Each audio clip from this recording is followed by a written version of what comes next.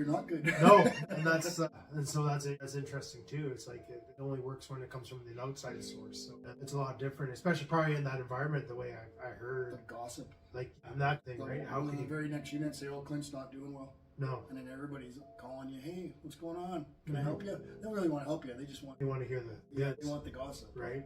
And so it's like, how can you trust? And that's what you gotta look outside of it, especially if it sounds like that culture, right? So yeah, it's interesting, especially it being called correction, right? Like it's supposed to be helping people correct what they've done. Well, be accountable. in corrections, we tend to only see the worst in people.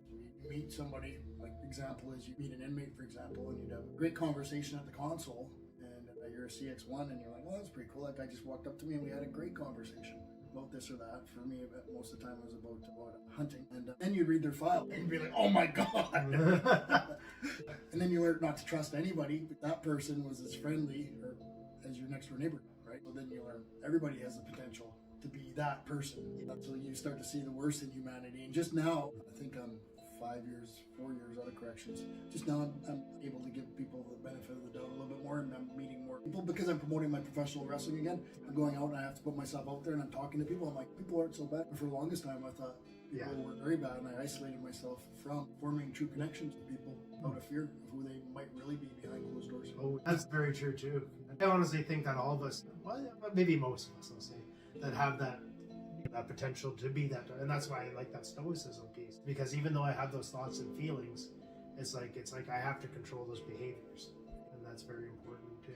And then I always think about people that haven't been raised like their connections with their parents and everything, and maybe they don't have any connection, and so it's like they just learn to adapt and survive, and that's what their life is, and that might include doing really horrible shit, which is well, the majority of the Indigenous population, exactly what you're speaking now. They were raised in foster care and in juvie and in prison, right? And if you look back on their files in their early years, they didn't stand a chance. No. They weren't with their parents. No. They were yanked out of their households, right? At an early age, and then put into the system. And they spent the rest of their lives in the system, and a lot of them will spend the rest of their actual lives in the system, right? But they didn't stand a chance, and that's why it's disproportionate in the numbers, right? For how many offenders are Indigenous compared to how many live in the communities, right? And this is why I find like doing this work for me is like so important, is so like people that they have a chance that if they choose to, like to be able to heal themselves.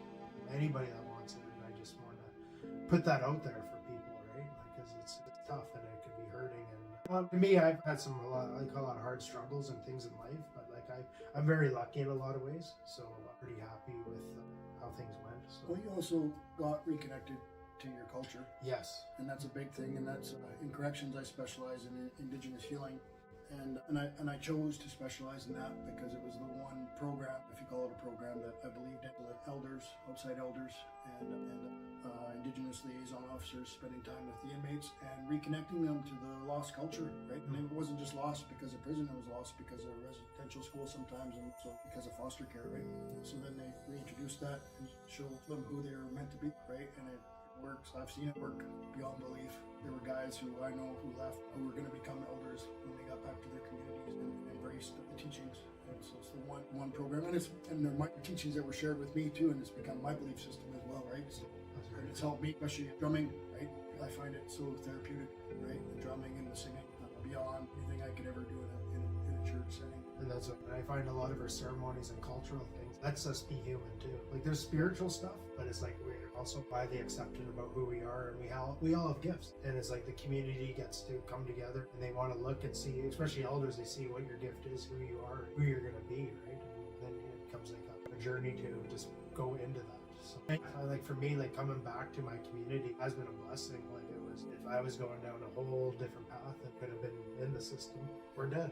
That's pretty much it. And so I'm very fortunate that I had this, and because like I know people that are the indigenous people that are here, and they're like from Saskatchewan, Manitoba, because they've been displaced. And like if that happened to me where I was over there, I probably would be in a whole different place. I probably wouldn't be doing this. That's for sure. So I'm very lucky. So what did you have to unlearn what it means to be a man? Well, I tried to do everything I could to look like a man. So, the weightlifting, right, primarily. And there was a point where I unlearned that. It didn't work out for 10 years in time, but it's just part of who I am. It's part of my upbringing, right? Watching those Stallone movies and so forth. But also at the same time, it's a self-respect thing. I'm willing to do what other gym 7 days a week. It's not fun, but it's my social circle. But to unlearn what I thought was to be a man, well, men never cried, right? And I still struggle with that a lot, actually, so I haven't really unlearned anything. I harness hold in a lot that I shouldn't hold it.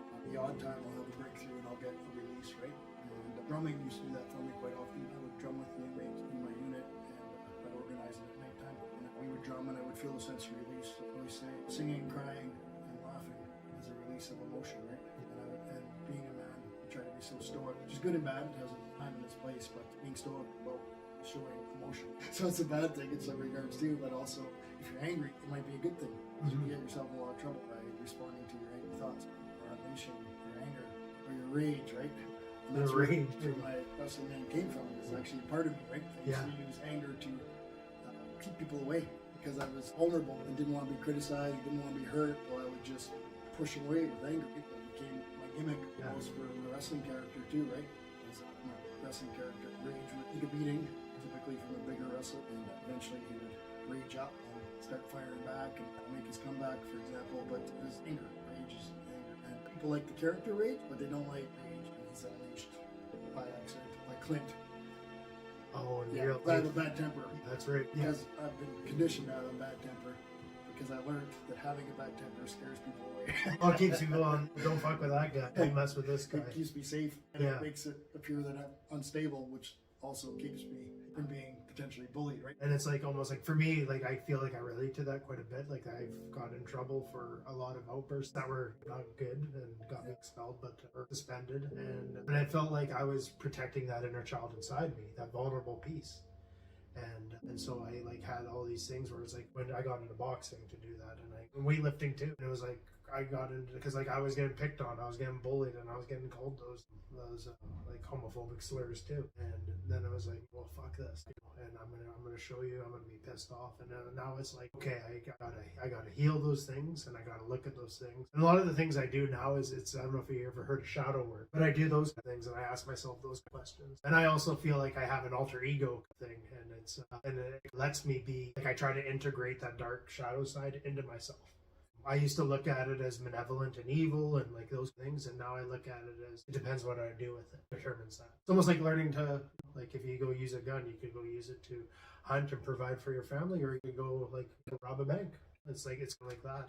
And so what I had to do is I had to come and learn to love my whole self. And one of the things I'm trying to learn to love is like the part of me that doesn't feel good enough or doesn't want to I guess like just wants to not do anything. And it's like, so it's like an ongoing journey, ongoing process. Well, I just found something for that, and just in the last couple of days I found it. I was watching because I like to watch a lot of YouTube when my brain goes in a certain direction, like to figure things out. So they said when you have that self-critical mind telling you can't do it, you're not good enough, believing things people had called you and so forth, they said name that person. Who's that person? And give them a name. So Frank, for example, right? And then you tell Frank, hey Frank, I'm not listening to you. Not listening to your shit. I know I'm better than this. I know I can do this because I've done this, and people actually like me when you're not in my ear, right? And so basically you're devil on your shoulder. And the second thing I came to realize a little while ago as I started back up my own wrestling promotion, which I may have been in a little bit of a manic phase, I'm thinking, but what if you truly believed you could do anything you wanted to? What if you truly believe that? Which is very hard to comprehend. For a short little stint there, when I bought my wrestling ring and I got my business license and so forth, I truly believed I could do whatever I wanted to, which was start my own wrestling federation up and hire some guys and do some shows. And I'm doing it, but I'm doing it now more because I got the ball rolling. I'm not finding any joy in it, but I'm doing it almost as work now. For those 1 or 2 weeks, I truly believed I could do anything that I wanted to do. And it was an amazing feeling because I didn't have those self-imposed limitations. I didn't have Frank talking in my ear for like 1 or 2 weeks. That's totally cool. I did an exercise, this was a long time ago, but it was like all that negative thinking, I shouldn't do that, I'm not good enough, or like it's like, oh, and then you imagine it as like something like a small fucking ugly creature that has like a really annoying, gross voice, and you're just like, and you like, oh, like screw you thing. It's like I could do whatever I want, I can pursue these things, but it's like it's almost like making it small and like powerless in a way.